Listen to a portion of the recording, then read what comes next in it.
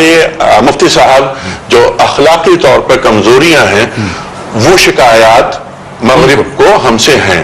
آپ نے فرمایا کہ یہ شکایات بجا ہیں. اگر ہم اس کینوس کو بڑا کر لیں, مغرب کو ہم سے جو 3 بڑی شکایات ہیں اس میں یہ کہ ہم جہاد کی بات کرتے ہیں. نمبر 2, ہم بینکنگ سے انٹرسٹ کو نکالنے کی بات کرتے ہیں, سودی نظام ہمیں قبول نہیں ہے. تیسری بات, ہم عورت کا احترام کرتے ہیں. وہ آزادی نسواں کے نام پر عورت کو گھر سے باہر نکال دینا چاہتا ہے. وہ یہ چاہتا ہے کہ مسلمان اس کام میں ان کی راہ میں رکاوٹ نہ ڈالیں. اس تعلق سے آپ کیا فرمائیں گے؟ میں سمجھتا ہوں کہ پہلا جو ڈر ان کو ہے اسلام سے وہ جہاد کے حوالے سے ہے, اور در حقیقت یہ ڈر ایک مصنوعی ڈر ہے جو پیدا کیا گیا ہے. مغربی میڈیا نے اور مغربی حکومتوں نے, بعض مغربی حکومتوں نے اپنے سیاسی مقاصد حاصل کرنے کے لیے اور عالم اسلام پر اپنی چودراہٹ جمانے کے لیے اور اپنے استعماری حربے آزمانے کے لیے اسلام کے خلاف جہاد کا ایک خوفناک تصور پیش کیا. عوام کے سامنے یہ بات لائی گئی کہ بس اسلام جہاد کے نام پر کافروں کو کے قتل عام کا حکم دیتا ہے کہ جو مسلمان نہ ہو اس کو مار دو اور جیلوں میں ڈالو ان کو, اور ان کے کوئی حقوق نہیں. جہاد قتل و غارت گری اور دہشت گردی ہی کا دوسرا نام ہے. یہ ایک تصور دیا گیا جہاد کے خلاف, اور یہ بھی کہ دنیا میں اسلام تلوار کے زور سے زبردستی پھیلایا گیا, اور اسلام میں جہاد کو جو مشروع کیا گیا اس کا مقصد بھی یہ تھا کہ لوگوں کو زبردستی مسلمان بنایا جائے. یہ ایک پروپیگنڈا ہے. اس پروپیگنڈا کا بہت کھل کر جواب امت کے ماہر علماء نے اور دانشوروں نے, تاریخ کے ماہرین نے, سیاست کے میدان میں کام کرنے والوں نے کتابی شکل میں, تقریروں کی شکل میں, مفصل اور مدلل انداز میں دیا. یہ مسئلہ 200 سال سے چل رہا تھا اور اس میں کوئی کسر نہیں چھوڑی. خود ہمارے بزرگوں میں سے متعدد بزرگوں نے اس پر مستقل بعض تو کتابیں لکھی اور بعض نے اپنی کتابوں میں مستقل ابواب قائم کر کے اس مسئلے کو واضح کیا کہ اسلام تلوار کے زور سے نہیں پھیلا, نہ اسلام کو اس واسطے رکھا گیا تھا کہ لوگوں کو زبردستی مسلمان بنایا جائے. ٹھیک ہے, لیکن مفتی صاحب یہاں پر جو ہماری جہادی تنظیمیں رہیں انہوں نے مغرب کو کچھ کہنے کے لیے مواد بھی تو فراہم کیا. اس میں کچھ تفصیل ہے. باقی جہاد کر رہی تھی روس کے خلاف. میں نے ان لوگوں کو بہت قریب سے دیکھا. اس وقت ان کا اخلاق و کردار نمایاں طور پر مسلمان کا کردار بن گیا تھا. میں نے ان کو جہاد کے مورچوں میں بھی دیکھا, جہاد کے کیمپوں میں بھی دیکھا, ان کی تنظیموں کے اندر بھی دیکھا, ٹریننگ سینٹروں میں بھی دیکھا, ان سے باتیں بھی کی, ان کے ساتھ رہنا بھی ہوا. میں محسوس کرتا تھا کہ جہاد کی جو ایک مقدس کیفیت ہوتی ہے اللہ نے ان کے اخلاق و کردار پر وہ پیدا کی تھی.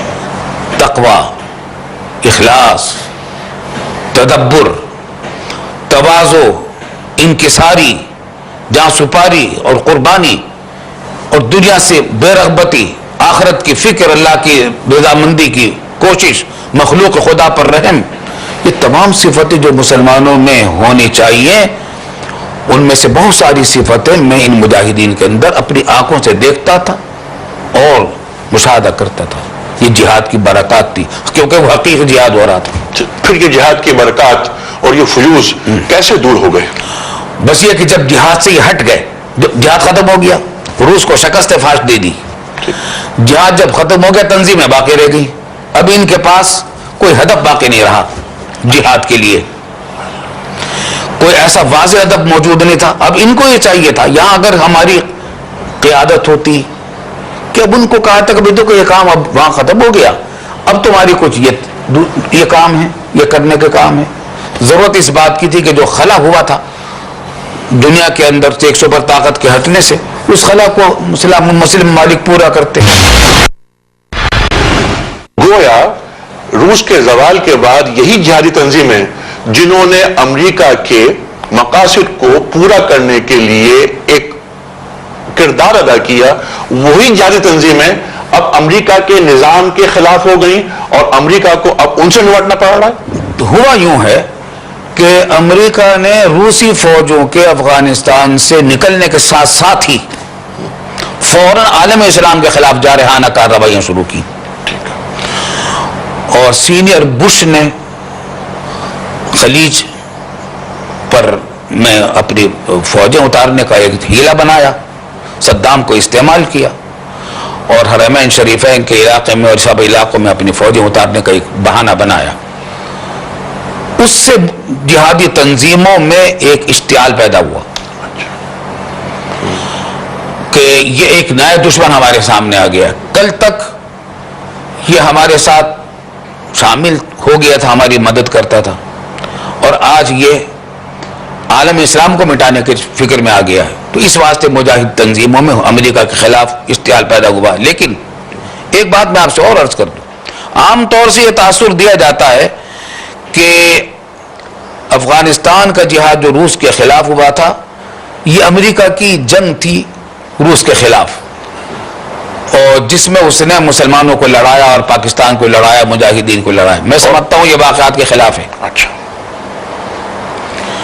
روس آیا تھا افغانستان میں اس لیے کہ روس کو پامال کر کے اور قبضہ کر کے وہ پاکستان کے بلوچستان کے ساحلوں کو استعمال کرے اور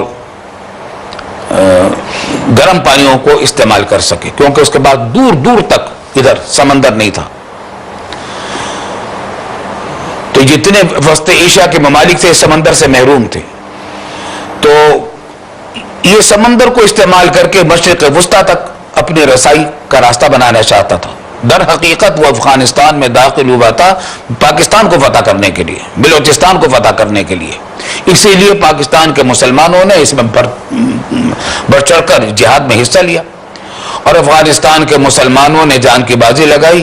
اور یہ واقعات میرے علم میں جس کا انکار نہیں کیا جا سکتا کہ اس جہاد افغانستان کا آغاز مجاہدین افغانستان نے ڈنڈوں اور پتھروں سے کیا تھا. ٹھیک ہے، اس کے بعد امریکی امداد شامل ایک منٹ، امریکہ بالکل خاموش بیٹھا رہا کافی عرصے تک. کئی مہینے کے بعد اس نے یہ اعلان کیا کہ $10 کروڑ ہم امداد کے لیے دیں گے پاکستان کو. تو ضیاء الحق صاحب نے کہا کہ ان مونگ پھلیوں کی ہمیں ضرورت نہیں.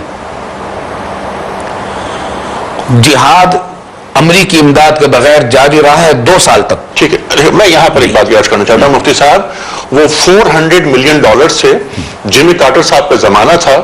$400 ملین کو ضیاء الحق صاحب نے پھر یہ تاریخی جملہ کہا کہ یہ مونگ پھلی کے دانے ہیں.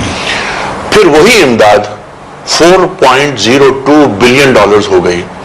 یعنی یہ افغانستان کے ذریعے، افغانستان کے جہاد کے ذریعے مسلمانوں کی مدد کی گئی تاکہ دنیا یونیپولر ہو جائے.